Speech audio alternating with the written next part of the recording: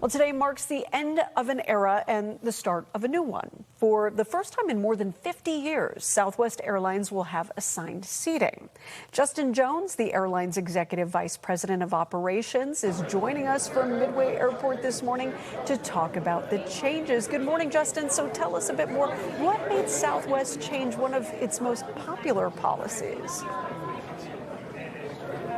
Well, yeah, I mean, it's been a journey here over the last several months, putting plans in place. Coming out of the pandemic, we had a change in what our customers' demands looked like. And this is something our customers really wanted to have. They wanted to know what seat they were going to be sitting in when they got on the airplane. And the timing made sense for us to roll out this change. We got one of our first flights arriving into Midway right now. And all signs from our flight attendants and from our staff there on the ground in Manchester said that the boarding process was extremely smooth, and so we're super excited about it. How do you think the move will affect travelers?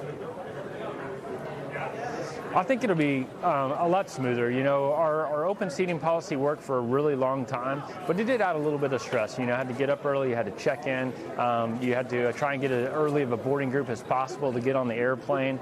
Now you come in, you know what seat you're going to have.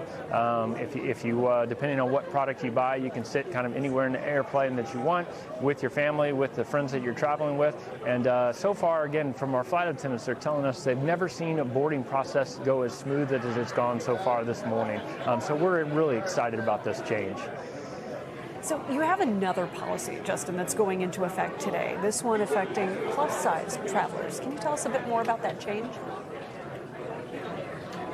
Yeah, I mean, one of the things that we dealt with in the past, whenever we have an open seating model, if you have somebody that's coming on the airplane, they need a little bit of extra space. It was pretty easy for us to be able to manage that because we did have open seating. And now as we go to assigned seating, everybody has a pre-designated seat.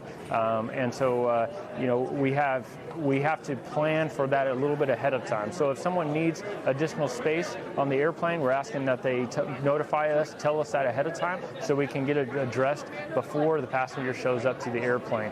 We do reserve a few seats on the airplane for our agents to support any last minute needs if somebody needs some additional space or if we need to seat a family together. But it's much better today if you actually are proactive and reach out whenever you make the actual booking and tell us what your needs are at that time. Thank you so much for explaining all of that to us. And speaking of travel, Lisa,